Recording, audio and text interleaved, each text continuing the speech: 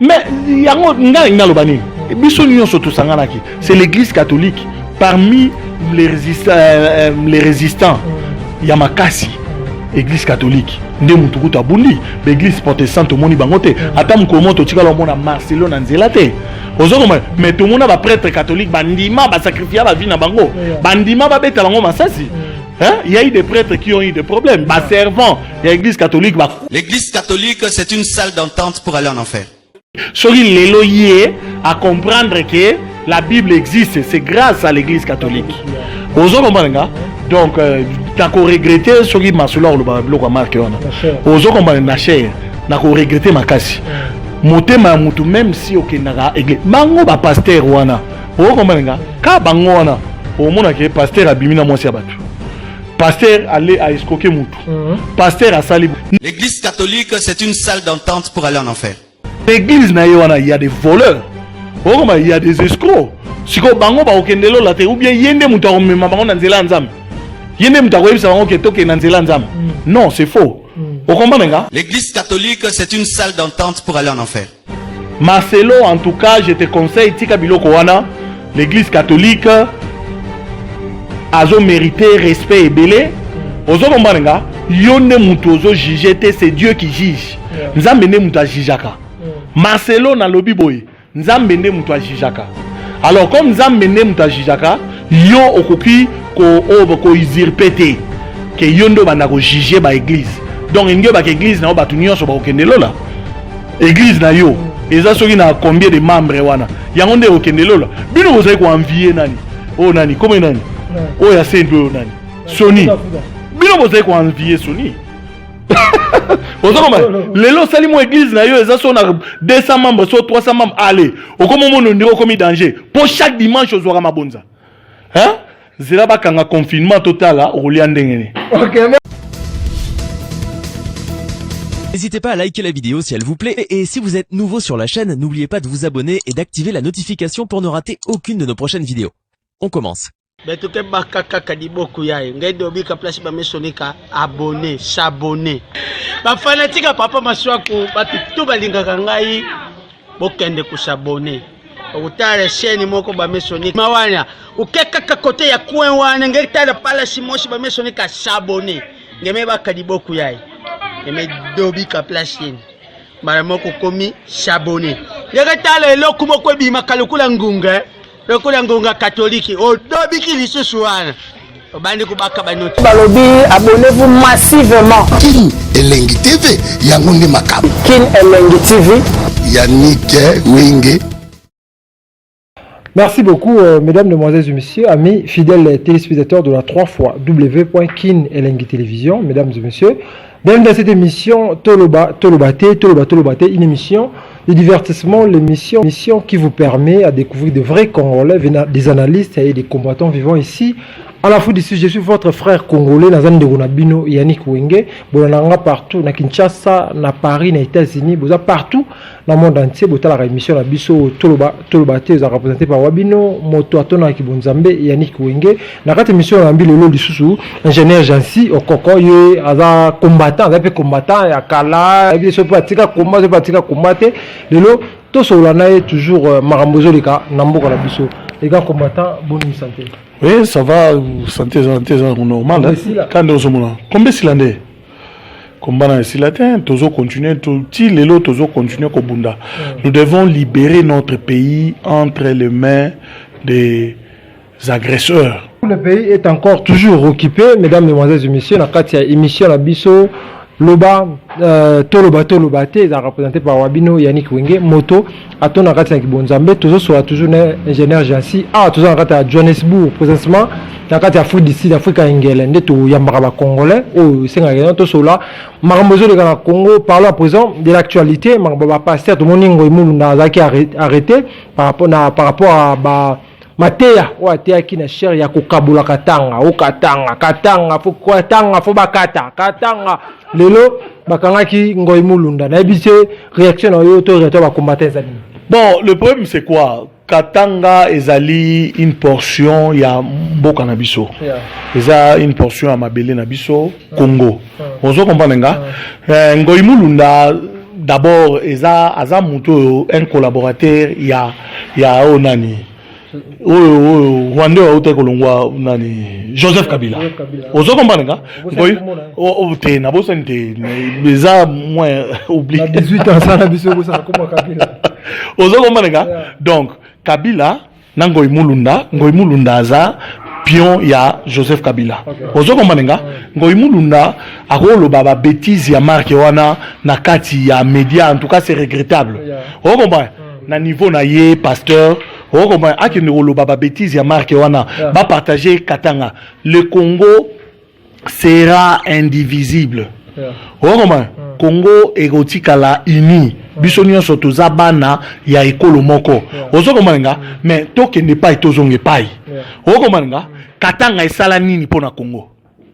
Yebisanga mongo ya Katanga nini oyo etonga me mata makadam na Kishasa etonga makadam na Kindu etonga makadam soki na bamboka msusu eloko mongo te mongo ya Katanga esala nini même na kati ya Katanga wana po totikala mona immeuble pe ya danger te ozo koma toka ka Katanga za na mbongo totikala mona immeuble te keo Katanga mbongo ya Katanga ne mutetongi immeuble ezaka ba immeuble bandako oyo ba Belge batika yango ndeti lelo ezali vrai ou faux batongi nini yebisanga batongi le mon père malonga te tout ça quand même sérieux mon frère ozo koma Ngoy Mulunda baza bato bazoluka kaka ba créer désordre Ngoy Mulunda yebi que Joseph n'est pas congolais là bien ngote ah mais comment ah bien très bien ozo koma nga kaka bango monde baloba makambo wana ozo koma kyungu vieux kyungu aloba yango ozo koma nga abato yambaki ye ko yamba to komisie mwana biso mais abalukeli biso ozo koma bango mo baloba babiloko wana eza biso te ozo koma siko Ngoy Mulunda intérêt nino ya zozwa pona loba ba bêtise wana ozo koma nga qui est Joseph a comme individu roi bisonioso ozo koma nous ne pouvons pas Joseph normalement a mérité prison bino mo boye biango pourquoi bino na mendia boningo lo belango te Joseph Kabila a mérité prison. Ngoy Mulunda, en tant que pasteur, ne peut jamais dire ça. Comment les pasteurs sont comme ça? Les pasteurs sont comme ça. Yebisangai, Ngoy Mulunda. Pour l'année avant na Katanga te, Azao Vanaka na Kishasa. Faka Vana na Katanga. Ozo Komananga. Faka Vana na Katanga, Mboka, Oyo Bango Balobike, Yangon Dezana Bozui, Zambo Mengo. Basa la biso lo mokote. Katanga esa la biso lo mokote. Ozo Komananga. Or, soto landi bandundu ezo fournir Kishasa ba fufu pondu ezo uta bandundu ezo ya matembele ezo ya ba Kongo kutu koloba te nsafu ozo komba biloko bele ezo ya ezo uta kuna na ba Kongo mais pourquoi Katanga ezo tini la biso te etini na Kishasa te mais ba kabola Katanga ata ba kabola Katanga lelo e ko sala biso eloko moko te. Merci beaucoup, merci beaucoup. Donc, la lisoka ba pasteur tout le monde moi mutu ante Denis Lesi na Weranson, ou d'habiter sur mon agango, Denis Lesi na Weranson ko finga na ba télévision, ta comme ça na nzambe. Yoka alizela na nziano. Omoni na Congo wana ezana basali ya nzambe na basali ya nzambe.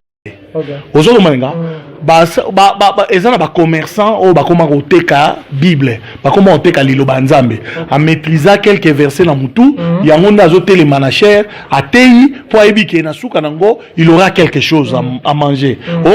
Et tu verras que soko ki na ndako na okuta, il ne travaille pas. Ezaka pozo sa musala nzambe, azolia maki, mfumbwa, madesu, pondu, misuni par-ci par-là. Vie est comme facile pour naïe. La plupart des pasteurs belés na Congo ils sont comme ça. Bazo monnaie li loba nzambe. Ozolanda bazo monnaie li loba nzambe. Or, ozokomanga, so bazo sa ba désordre ba discussion na bango na nani. Na ba Weranson bon. En tout cas, mais comment na ba edingwe bango donc c'est affaire baza batu ya clic moko, c'est tout à fait normal. Pour babiloko edingwa za nango soko kei epa ya Denis Lesi o tout vango est-ce que yobi Denis Lesi ateka ba jeton ateka jeton qui pour AP sa prophétie ils ont la jeton à $10 et à $20 il faut son ba jeton ozo komenga ils ont ba stratégie na bango akolia bato bala ozo komenga yena manda chante bazona problème sur base de quoi pour na ba bale o bango ba sala na ebite soko yebi histoire problème ya manda chante na Denis Lesi ozokomba eza ba je na bango basalaka okomba tala to landa Denis Lesi bon pona ngai okomba China Mpanzi. Mpanzi.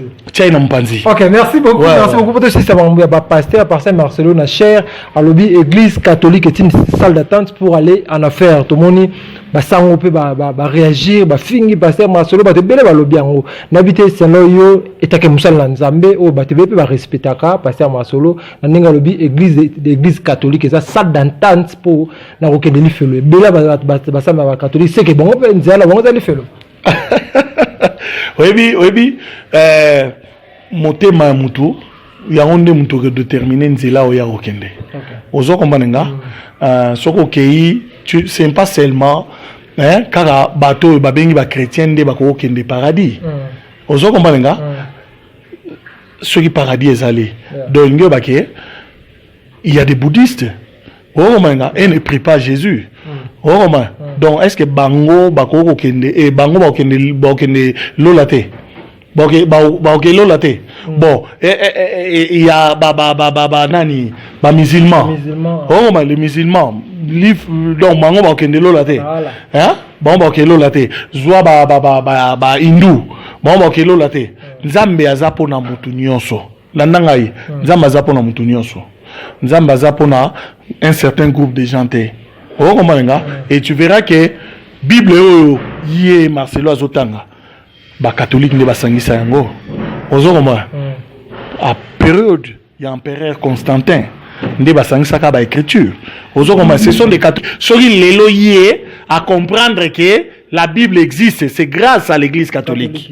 Ozokoma donc d'accord regretter sori Marcelo le Bible ko marqué ona ozokoma na cher na ko regretter makasi motema ya mutu même si okendaka église bango ba pasteur wana okomenga ka bango wana omona ke pasteur abimina mwasi ya batu pasteur aller a escroquer mutu pasteur asali boy pasteur asali boy ozokomba sikoyo bango ba okelola te donc bango nde ba yebi nzambe biso ba misusu to yebi nzambe te non soyons quand même sérieux donc pasteur Marcelo c'est un message que je te lance hein na lobi ke teya oyo ko teya pour batu ba bongo la mitema mais tu ne peux pas dire hein ba sotisi ya marque wana na miso batu c'est le cœur qui détermine la voie, le cœur de l'homme qui peut déterminer la voie qu'il va suivre.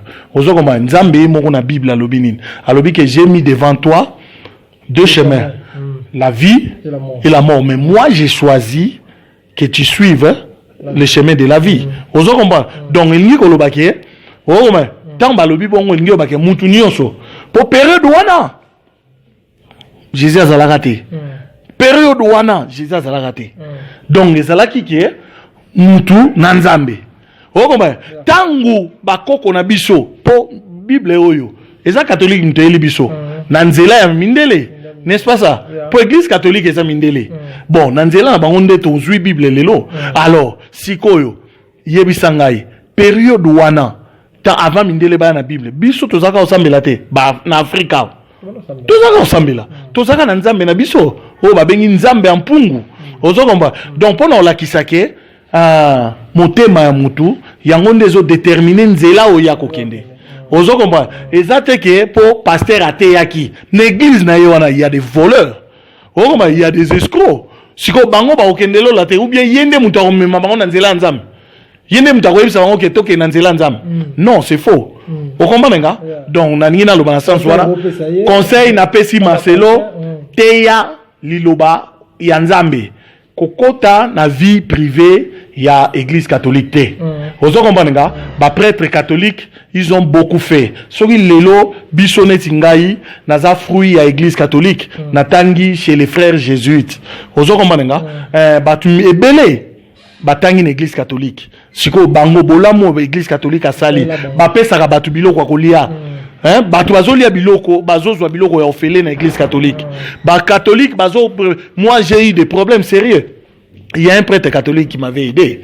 Ozo kombanenga bosko yo yebisa ngai ke hein église catholique ba romona nzambe te sur base de quoi catholique belo ntelongo la kabila toloba mais yango ngai ngalo banini biso nyonso to sanganaki c'est l'église catholique parmi les résistants ya makasi église catholique nde mutu kuta bundi l'église protestante moni bangote ata mkomo to tikala mona Marcelo na nzela te ozokoma mais to mona ba prêtre catholique bandima ba sacrifier ba vie na bango bandima ba beta bango masasi hein il y a eu des prêtres qui ont eu des problèmes ba servant ya église catholique ba il y a zo flatté pour ba pesa mbongo ali aye na famille na e ozokoma nga donc Marcelo tika ba biloko wana Marcelo en tout cas je te conseille tika biloko wana l'église catholique azo mérité respect et belé ozokoma nga yonde mutu ozo juger te c'est Dieu qui juge nzambe ne mutu ajijaka Marcelo na lobi boy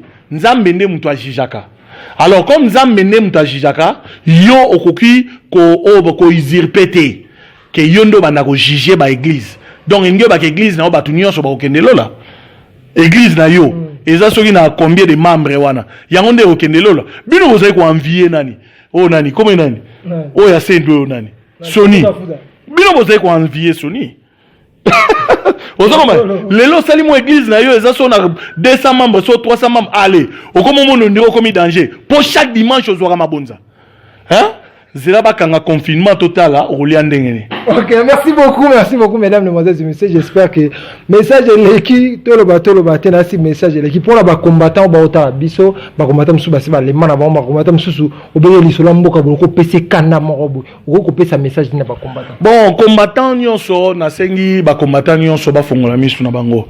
Toza ba fanatique te. Tous les fanatiques te pour ne qu'on a biso ne mutazui pouvoir. Tous les fanatiques te mais to bunda total là qu'est-ce qu'il y a au juste. Merci beaucoup mesdames, mesdemoiselles et messieurs, nous sommes arrivés à la fin de cette émission. Merci parce que vous avez belé kota la émission na biso oyo toloba te ezaki présenté par Wabino.